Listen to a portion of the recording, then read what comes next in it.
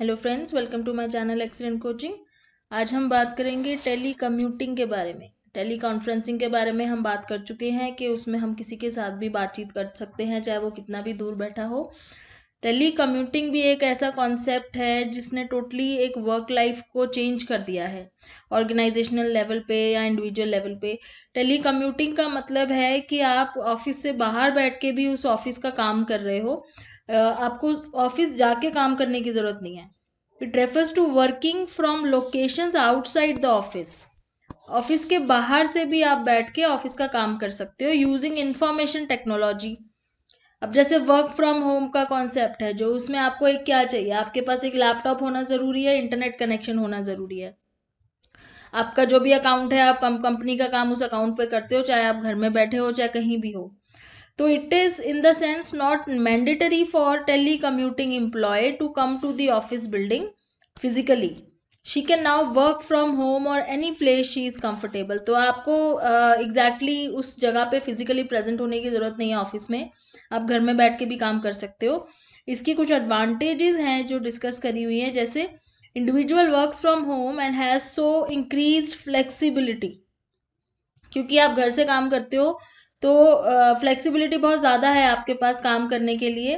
Flexibility किस तरह की, जैसे आप अपनी मर्जी से उठ सकते हो, आप अपनी मर्जी से उसमें काम कर सकते हो, उठ बैठ सकते हो, कहीं जाना है अपने काम को आप शेड्यूल कर सकते हो। और वर्किंग मदर्स के लिए तो ये एक तरीके से बहुत ही अच्छी चीज़ है, क्योंकि उनको घर में अपने बच्चों का भी ध्यान रखना होता है, तो उनके लिए ये फ्लेक्सिबिलिटी बहुत यूज़फुल है। The human resource capacity of organisation increases. अब देखो ह्यूमन रिसोर्स कैपेसिटी कैसे इंक्रीज हो रही है, क्योंकि ज़रूरी नहीं है कि लोग उनके ऑफिस में आके जो काम कर रहे हैं वही उनके एम्प्लॉयज़ हैं। लोग अपने घर में बैठ के भी काम कर रहे हैं, उनके लिए उनको स्पेशल वहाँ पे स्पेस क्रिएट करने की ज़रूरत नहीं है। तो इस तरीके से उनका डायरेक्ट एक्सपेंडिचर भी कम हो जाता है। Since the employees doesn't commute to office in a personal vehicle, there is reduction in environmental pollution। तो ये भी एक बहुत बड़ी सोचने वाली बात है कि अगर हम ऑफिस नहीं जा रहे हैं, घर से काम कर रहे हैं, तो एनवायरमेंटल पॉल्यूशन को भी तो हम कितना ज़्यादा कम करने में हेल्प कर रहे हैं। तो ये स्पेशल नीड्स वाले लोगों के लिए भी एक बहुत बड़ा सॉल्यूशन है, जो लोग ट्रैवल नहीं कर सकते हैं, कर पाते हैं। सोसाइटी के लिए कहीं ना कहीं से ये जो कॉन्सेप्ट है ऑफिस के बाहर से काम कर पाना, यानी कि टेली कम्यूटिंग, इसके बहुत अच्छे अच्छे बेनिफिट्स हैं। लेकिन फिर भी कुछ ना कुछ ऐसे कंसर्न्स हैं जो हम अभी डिस्कस करेंगे। Harpers believes that in telecommuting there is a possible sense of isolation for the individual. अब देखिए, आप घर पे बैठ के काम कर रहे हो तो आप अपने वर्क कल्चर से बिल्कुल आइसोलेटेड हो, आपको अपना वर्क कल्चर बिल्कुल नहीं पता है, तो आप उसके अंदर बिल्कुल लोगों से कनेक्टेड नहीं हो, आप बिल्कुल आइसोलेटेड होके घर में काम कर रहे हो। In spite of this drawback, the prospect of telecommuting are encouraging. For instance, IBM had sponsored a study to compare how three work venues influence various dimensions of work life and personal life. अब इस पे studies हुई हैं, जैसे IBM ने कराई थी कि अगर हम तीन अलग अलग वर्क वेन्यूज ले लेते हैं, एक तो हो गया ट्रेडिशनल ऑफिस, जैसे ऑफिस जाके काम करते हैं ट्रेडिशनली। एक हो गया वर्चुअल ऑफिस, हो गया जैसे एक वर्चुअल ऑफिस बना हुआ है जिसमें आप काम कर रहे हो। और तीसरा है होम होम ऑफिस, जैसे वर्क फ्रॉम होम हो गया। इसमें ये देखने के लिए कि इन तीनों में ही वर्क लाइफ और पर्सनल लाइफ पे क्या इफेक्ट आता है। The result shows that the home office has positive impact on both work life and personal life. तो जो ये दोनों थे, ट्रेडिशनल और वर्चुअल ऑफिस, से इससे ज़्यादा बेटर ये देखा गया कि जो होम ऑफिस है, वर्क फ्रॉम होम वाला जो कॉन्सेप्ट है, उसमें ज़्यादा पॉजिटिव इम्पैक्ट नज़र आया उनके काम में भी और उनकी पर्सनल लाइफ में भी, वो जिन लोगों के ऊपर ये स्टडी करी गई थी। नेक्स्ट आ जाता है डिसऑर्डर ऑफ एडिक्शन। अब एडिक्शन किस चीज़ की है, अगर हम यहाँ मास मीडिया की बात कर रहे हैं तो हम उसी चीज़ की एडिक्शन की बात करेंगे, क्योंकि आजकल ये कंसर्न बहुत बढ़ता जा रहा है कि हमारा सोशलाइजेशन प्रोसेस बहुत ख़राब हो गया है। और क्यों ऐसा हो गया, क्योंकि वेब पे ही फ्रेंड्स बना लेते हैं लोग, चैटिंग के through real friends, real dating, वो सब चीज़ें ऑनलाइन ही चलती हैं सब कुछ। बहुत सारे ऐसे यंगस्टर्स हैं जो अपना डेली रूटीन इंटरनेट पे बहुत ज़्यादा देर तक अपना टाइम उसी पे लगा देते हैं, वहाँ पे नेटवर्किंग करने में, गेम्स खेलने में, चैटिंग करने में। तो वो जो ड्यूरेशन स्पेंड ऑन इंटरनेट है ना, वो एबनॉर्मल होता जा रहा है, जिसको साइकोलॉजिस्ट कहते हैं internet addiction disorder, IAD short में। इंटरनेट एडिक्शन क्यों बोला है? क्योंकि अब नॉर्मली वो अपना टाइम इंटरनेट के ऊपर स्पेंड कर रहे हैं, जो कि नॉर्मल नहीं माना जाएगा। लेकिन ये एक वेग कॉन्सेप्ट है, क्योंकि इसको स्पेसिफिकली किसी डिसऑर्डर में अभी तक जगह नहीं मिली है। अब ये जैसे बोल रहे हैं कि हम कितने आवर्स को मानेंगे। वेग का मतलब कहने का ये है कि आप कितने घंटे अगर कोई नेट पे बैठेगा तो उसको डिसऑर्डर मानोगे। 15 घंटे, 20 घंटे, 25 घंटे, आपके क्या कितना एक टाइम लिमिट होगा ना। जो 10 घंटे के बाद ज़्यादा अगर कोई चला रहा है तो उसको डिसऑर्डर है, या 15 घंटे से ज़्यादा चला रहा है तो इसका कोई टाइम लिमिट सेट नहीं है। और ये देखा गया है कि लोग इंटरनेट से नहीं, टेलीफोन से, कंप्यूटर से, इन सब चीज़ों से शुरू से ही बहुत ज़्यादा एडिक्टेड है, क्योंकि आपका सारा काम उसी के थ्रू हो रहा है। अब आप अगर अपना काम कर रहे हो, सपोज आप वर्क फ्रॉम होम कर रहे हो, तो आपको ऑब्वियसली सारा टाइम अपने लैपटॉप के सामने बैठना पड़ेगा। तो इसका मतलब ये ज़रूरी नहीं है ना कि आप उससे एडिक्टेड हो। इसलिए ये आईएडी के थोड़ा सा कॉन्सेप्ट अभी वेग है।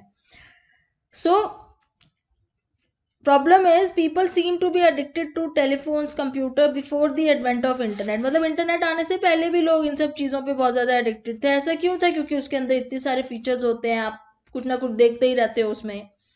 सम extreme cases exist that can be called pathological addiction.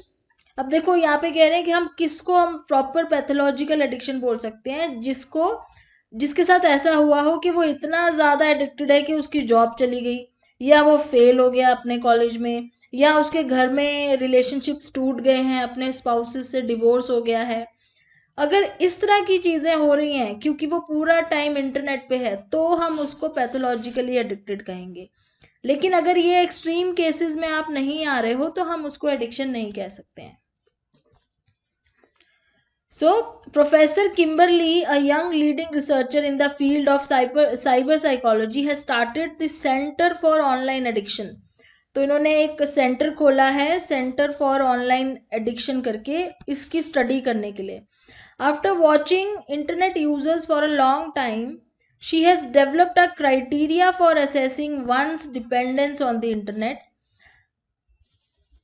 According to professor Young, you are dependent on the internet if you meet the 4 following criteria. तो अगर आप इन चारों क्राइटेरिया के अंदर आते हो तो ही आपको एडिक्शन मानी जाएगी। ओके, अब ये क्या क्राइटेरिया है? Felt preoccupied with the internet, felt a need to use the internet with increasing amount of time in order to achieve satisfaction, had an inability to control your internet use. Preoccupied with internet मतलब आपके दिमाग में सारा time internet घूम रहा है, आप अपने आप को रोक नहीं पा रहे हो इंटरनेट यूज़ करने से, आपका टाइम धीरे धीरे बढ़ता जा रहा है इंटरनेट यूज़ करने का, और आप इंटरनेट चलाते हो तो ही आपको सेटिस्फैक्शन मिलती है, वरना आपको एंग्जाइटी रहती है, और अपने इंटरनेट यूज़ को आप कंट्रोल नहीं कर पा रहे हो। पहली चीज़ तो ये हो गई। फेल्ट रेस्टलेस और irritable when attempting to cut और स्टॉप द इंटरनेट यूज़। तो जब आप अपने आप को दूर करते हो नेट से तो आपको बहुत रेस्टलेस लगता है। अगर इंटरनेट बंद हो जाए तो आपको बहुत इरिटेशन होती है और बहुत रेस्टलेसनेस फील होता है। Use the internet as a way of escaping from problems और ऑफ रिलीविंग पुअर मूड। और आप इंटरनेट इसलिए यूज करते हो क्योंकि आप अपनी लाइफ की, रियल लाइफ की प्रॉब्लम से दूर भागना चाहते हो, या फिर आप अपने मूड को रिलीव करना चाहते हो। लाइट टू फैमिली मेंबर्स और friends to conceal the extent of involvement. आप अपने फैमिली मेंबर्स से और अपने दोस्तों से झूठ बोलते हो क्योंकि आप इतना ज़्यादा यूज़ करते हो कि आपको उन्हें झूठ बोलना पड़ता है कि आपने यूज़ नहीं किया। जेपरडाइज और risk the loss of significant relation, job, educational career. आपने इंटरनेट यूज़ करने की वजह से अपने रिलेशनशिप खराब कर दिया, आपकी जॉब चली गई, या आपके एजुकेशनल करियर खराब हो गया है, या आपका नॉर्मल करियर। तो ये सारी चीज़ों पे फ़र्क आ रहा है। kept running even after spending and kept returning even after spending an excessive amount of money। आपने बहुत ज़्यादा पैसे ऑनलाइन उड़ा दिए हैं, फिर भी आप उस चीज़ पे बार बार जाते हो। Went through withdrawal when offline. जब आप ऑफलाइन होते हो तो आपको विड्रॉल सिम्टम्स होते हैं, मतलब आपको बार बार मन करता है उधर जाने का, आपको रेस्टलेस फील होता है, आपको अच्छा नहीं लगता, आपका मूड खराब रहता है। Stayed online longer than originally intended. और जितनी देर आप सोच के गए थे उससे ज़्यादा देर तक आप ऑनलाइन थे। तो अगर ये सारी चीज़ें आपके अंदर हैं तो हो सकता है कि आप एडिक्टेड हो इंटरनेट से। Besides IAD there are other disorders. और भी ऐसे डिसऑर्डर्स हैं जो इंटरनेट से रिलेटेड हैं, जैसे कि साइबर न्यूरोसिस है। साइबर न्यूरोसिस क्या होता है? जब किसी का ऑनलाइन ब्रेकअप हो जाता है, रिलेशनशिप किसी से, तो वो डिप्रेशन में चला जाता है। तो ऑनलाइन रिलेशन है, मतलब आपका कोई फिजिकल पर्सनल रिलेशन नहीं है, आप जस्ट उसको ऑनलाइन जानते हो और उसी से आपका झगड़ा हो गया और आप डिप्रेशन में चले गए. Many workers in IT industry who have to work a great deal on the computer and net have reported depression. तो आईटी इंडस्ट्री में काफ़ी वर्कर्स हैं जो इस तरह का डिप्रेशन रिपोर्ट करते हैं, तो उसको बोलते हैं cyber neurosis. Now interpersonal relationships. अब इंटरपर्सनल रिलेशनशिप्स क्या होते हैं? They are based on the interaction between two people. जब दो लोग आपस में बातचीत करते हैं तो इंटरपर्सनल रिलेशनशिप्स बनते हैं. अब डिपेंड करता है कि आपका मोड ऑफ कम्युनिकेशन क्या है. Internet and mass media have profoundly change the way we communicate. अब आजकल क्या है कि जो हम नेट के थ्रू मास मीडिया को यूज़ करके, सोशल मीडिया को यूज़ करके जो हम कम्युनिकेट करते हैं, वो तरीका चेंज हो गया है कम्युनिकेट करने का. As per the filter model of Sproull and Kiesler, computer mediated communication, जिसको इन्होंने शॉर्ट में लिखा है CMC, is an improvised communication experience wherein many social cues available in face-to-face communication are filtered out. अब जैसे face to face आप किसी से बात करते हो, वो आपको झूठ बोलता है, आपको पता चल जाता है शक्ल देख के, उसकी बॉडी लैंग्वेज से. वो आपको गुस्से से कुछ बोल रहा है, आपको आइडिया लग जाता है. वो आपको अवॉइड कर रहा है आपकी बात को. बहुत सारी चीज़ें पता चलती हैं. लेकिन अब इसमें क्या है, कंप्यूटर में आपको वो मैसेज लिख के भेज रहा है, वो गुस्से में लिखा है या नॉर्मली लिखा है या उसने झूठ लिखा है, सच लिखा है, वो सब क्यूज हमें मिलते ही नहीं है. इसलिए कह रहे हैं कि ये फिल्टर आउट हो जाता है. तो ये अब इससे क्या है, हमारी कम्युनिकेशन एक तरीके से बहुत ज़्यादा एनोनिमस सी हो जाती है. हमें समझ नहीं आता कि बात जो है वो क्लियरली किस इंटेंट से कही गई है. This experience leaves a deindividuating effect. Deindividuating effect मतलब इंडिविजुअल से अलग हो जाती है फिर ये चीज़. हमें लगता ही नहीं कि वो इस इंडिविजुअल को बिलोंग करती है. Making this behaviour more self centred and less socially regulated than usual. तो सेल्फ सेंटर्ड बिहेवियर हो जाता है बहुत ज़्यादा, क्योंकि आप सामने वाले पर्सन को देख नहीं रहे हो, सिर्फ आप अपने आप से ही एक तरीके से आप जज कर रहे हो उसको, तो आप अपने तरीके से ही सोचते हो उसके बारे में. The effects of internet use on existing relationship is a topic of intense scholarly interest. The most popular study on this issue was the HomeNet project by Crott and her colleagues. तो ये एक बहुत popular study है, ये नाम आपको हो सकता है याद रखना पड़े, HomeNet प्रोजेक्ट करके 1998 में करी गई थी. इसमें क्या किया था, researchers studied some families in Pittsburgh who didn't have computer at home. कुछ फैमिलीज थी पिट्सबर्ग में जिनके पास घर में कंप्यूटर ही नहीं था. उनको कंप्यूटर दे दिए गए, इंटरनेट एक्सेस दे दी गई और 2 साल बाद एक फॉलो अप स्टडी करी गई. ठीक है, पहले उनके पास नहीं थे इंटरनेट कंप्यूटर, उनको जो भी उनके ऊपर जो भी स्टडी करना था, उनसे जो भी पूछना था उस टाइम पूछा, उनको ऑब्जर्व करा, उनकी जो भी उस टाइम उनके बारे में जानना था जान गया. उसके बाद उनको कंप्यूटर दे दिया, उनको इंटरनेट एक्सेस दे दिया और 2 साल बाद उनसे मिले, फिर से वही सब चीज़ें पूछी गई, तो उनको ये मिला, they found depression and loneliness increased as a function of amount of internet use. 2 साल बाद जब उन्होंने देखा कि कंप्यूटर और इंटरनेट उनको दे दिया था हमने, और 2 साल बाद उनके अंदर डिप्रेशन और लोनलीनेस जो था वो इंक्रीज हो गया इंटरनेट यूज़ के साथ साथ. Some other scholars also pointed out that owing to long hours spent on the internet, users had less time for interaction with the family. अब इसका रीज़न सब ये मानते हैं क्योंकि वो इंटरनेट यूज़ कर रहे थे तो उन्होंने आपस में बातचीत करनी बंद कर दी, कम कर दी, इंटरेक्शन आपस में कम हो गई, इसलिए लोनलीनेस क्रिएट हो गई. अब यहाँ पे कुछ शॉर्टकमिंग्स भी हैं, क्योंकि क्या हुआ, उसके बाद एक और फॉलो अप स्टडी करी गई 2 साल बाद, यानी कि 2 और साल बाद, टोटल 4 साल हो गए. पहले 2 साल पहले करी तो डिप्रेशन था, 2 साल बाद और इन्होंने उसको स्टडी करा. फिर they found the negative effects had attributed to internet use had disappeared. 2 और साल बाद जब उन्होंने स्टडी करी तो उन्होंने देखा कि वो जो नेगेटिव इफेक्ट्स थे डिप्रेशन और लोनलीनेस के, वो डिसअपीयर हो गए उनके अंदर से, अब वो चीज़ें नहीं थी उनके अंदर. तो ये कैसे हो गया? Heavy internet use does affect the time spent on other activities, but the real decrease is in watching television, reading newspaper, not in social interaction.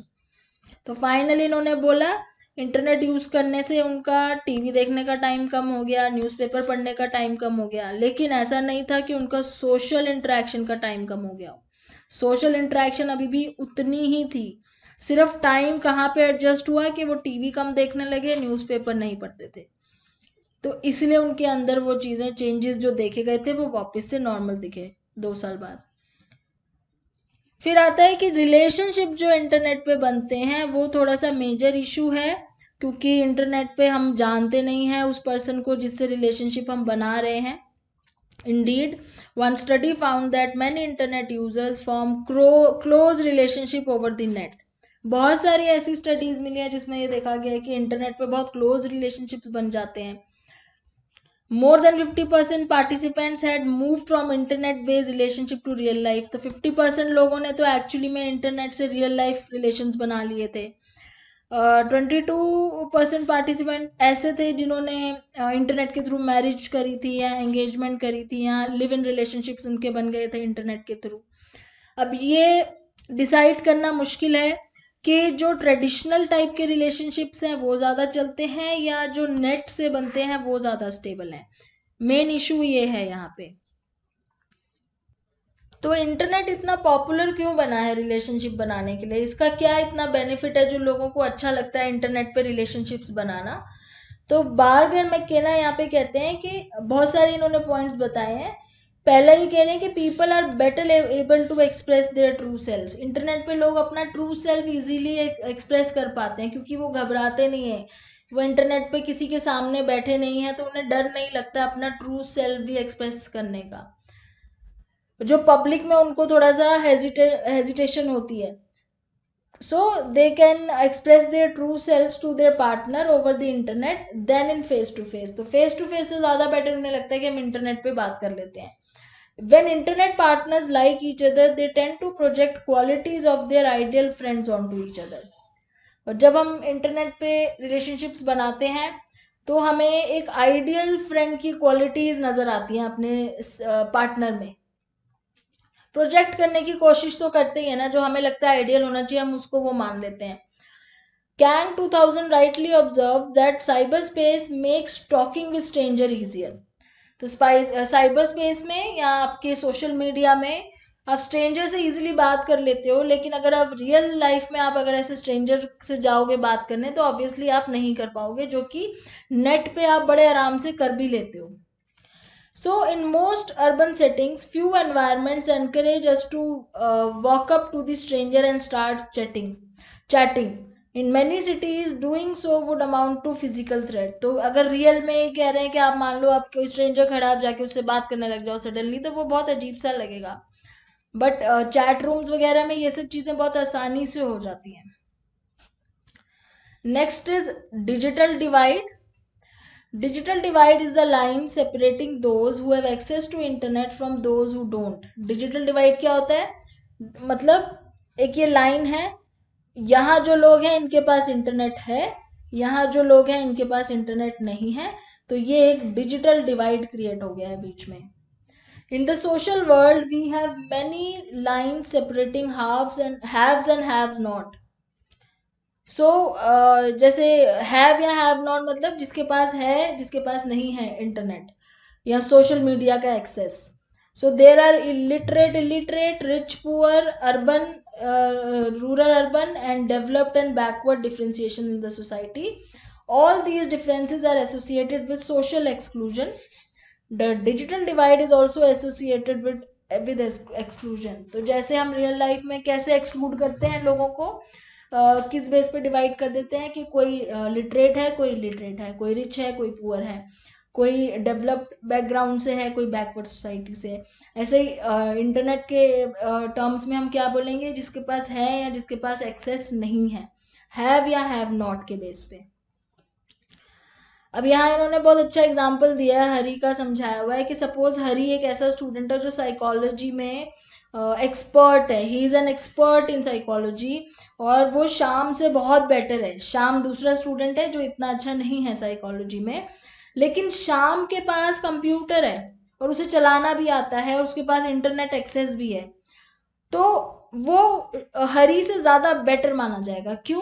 क्योंकि वो इंटरनेट के थ्रू, इंटरनेट से बहुत सारे आइडियाज़ लेके अपने प्रोजेक्ट्स कर लेगा, अपनी रिसर्च कर लेगा। वो इंटरनेट से साइकोलॉजी पे इतना अच्छा काम कर लेगा जो हरी नहीं कर पाएगा। बेशक हरी को बहुत अच्छी नॉलेज है, वो एक्सपर्ट है, बट उसको क्या प्रॉब्लम आएगी? Hari faces a disability in this case, even though being internet savvy has nothing to do with being good in psychology। Psychology में अच्छा होना का मतलब ये नहीं है कि आपको इंटरनेट भी आना चाहिए, बट फिर भी यहाँ पे वो एक्सक्लूजन फेस करेगा। क्यों? क्योंकि वो जो इंटरनेट पे इतना सारा रिसोर्स है, इतनी सारी इंफॉर्मेशन है, वो चीज़ें उसको नहीं मिल पाएंगी। So the point is, poor people who get substandard education are at disadvantage in studies and employment if they haven't got training in computers and internet। तो जिन लोगों को कंप्यूटर इंटरनेट नहीं आता आज के टाइम पे, उनके साथ ये बहुत बड़ी डिसएडवांटेज है कि वो उतना रिच मटेरियल जो नेट पे अवेलेबल है वो कभी भी उनको एक्सेस नहीं कर पाएंगे। और इसीलिए उनको एजुकेशन में, जॉब में, क्योंकि हर चीज़ आजकल कंप्यूटर बेस्ड होती है, आईटी बेस्ड होती है, तो इन सब जगह पे उनको प्रॉब्लम आएगी। The good news is that government understands the problem of digital divide as a social and psychological one। The 11th 5-year plan specifically mentions digital divide as a challenge। तो government ने इस चीज़ को recognise किया है और उन्होंने इस चीज़ के बारे में बात भी करी है और लोकल और स्टेट लेवल पे इनिशिएटिव्स भी लिए हैं कि किसी तरीके से लोगों को ये सब चीज़ों की नॉलेज प्रोवाइड कराई जाए। इंटरनेट लिटरेट बनाने की कोशिश कर रही है गवर्नमेंट, जो कि एक अच्छी बात है। फिर आते हैं हम role of psychologist in IT and mass media boom. तो आईटी और मास मीडिया के ज़्यादा होने से साइकोलॉजिस्ट का इसमें क्या रोल बढ़ गया है, जिसको हम बोलते हैं साइबर साइकोलॉजिस्ट, जो इन सब के इफ़ेक्ट के ऊपर रिसर्च करते हैं आज के टाइम पे। एक तो उनके दो काम हैं, एक तो ये है कि developing techniques to maximize the use of IT for people and to make human internet interface more user friendly. तो वो ये भी इस चीज़ में भी हेल्प करते हैं कि किस तरीके से जो इंटरनेट है ना वो और ज़्यादा यूज़र फ्रेंडली हो जाए, लोगों को इंटरनेट यूज़ करने में प्रॉब्लम ना आए, इजीली समझ जाए, उनके लिए ईजी हो जाए ये सब चीज़ें यूज़ करना। And then psychologists have benefited in general from the revolution of communication technology। The development in IT and mass media have thrown many challenges for psychologists in general। तो challenges क्या हैं वो अब हम डिस्कस करेंगे कि internet और media इसके आने से ऐसा नहीं है कि सब चैलेंजेस ही हैं, हेल्प भी बहुत हुई है उनको रिसर्च वर्क में, थेरेपी में, बहुत सारी चीज़ें हैं जो आईटी के थ्रू करते हैं, लेकिन फिर चैलेंजेस भी उसके साथ साथ आए हैं। तो वो चैलेंजेस क्या हैं वो हमने डिस्कस करने हैं। पहला, जैसे इन्होंने डिस्कस किया हुआ है कि ऑनलाइन थेरेपी जो करते हैं, इंटरनेट का यूज़ करके ऑनलाइन थेरेपी करी जाती है क्योंकि क्लाइंट उस जगह पे नहीं जा पाता है जहाँ पे थेरेपिस्ट है, साइकोलॉजिस्ट है, वो फिजिकली वहाँ नहीं जा पा रहा है, कोई भी रीज़न हो सकता है, वो जाना नहीं चाहता है, या वो बहुत डिस्टेंस बहुत ज़्यादा है, वो दूर रहता है, कहीं और रहता है, तो ऑनलाइन थेरेपी दी जाती है। अब उस केस में क्या क्या चीज़ें आती हैं, क्या एडवांटेजेस हैं, क्या प्रॉब्लम्स है, वो हम डिस्कस करेंगे। तो पहली चीज़ है एनोनिमिटी। एनोनिमिटी तो बहुत ही एक पॉजिटिव चीज़ है, मतलब क्लाइंट को ज़रूरी नहीं है अपना रियल सेल्फ रिवील करना है साइकोलॉजिस्ट को, वो एनोनिमस रह के भी बात कर सकता है। तो जैसे यहाँ पे एक अल्कोहलिक एनोनिमस करके एक ग्रुप की बात पहले भी हमने शायद डिस्कस करी थी, जिसमें वो लोग होते हैं जो ग्रुप में आपस में एक दूसरे को ऑनलाइन मीटिंग करते हैं क्योंकि उनको अल्कोहलिक एडिक्शन होती है, लेकिन वो अपना नाम नहीं बताते हैं। तो वहाँ पे एनोनिमस होके आप अपने बारे में कुछ भी बता सकते हो, आप अपने बारे में कुछ भी रिवील कर सकते हो, आपको ये डर नहीं है कि वो आपको देख रहा है या वो आपको जानता है, वो आपको सुन रहा है, वो सुन के आपकी थेरेपी करेगा। तो सोशल सपोर्ट लोगों को मिल जाती है इसी तरीके से, और वो एम्बेरस भी फील नहीं करते और कोई स्टिग्मेटाइज भी नहीं होता इस चीज़ को लेके। दूसरा है ऑनलाइन डिसइनहिबिशन इफेक्ट। तो ऑनलाइन डिसइनहिबिशन इफेक्ट क्या है? In cyberspace, people tend to say things they normally wouldn't say in face to face।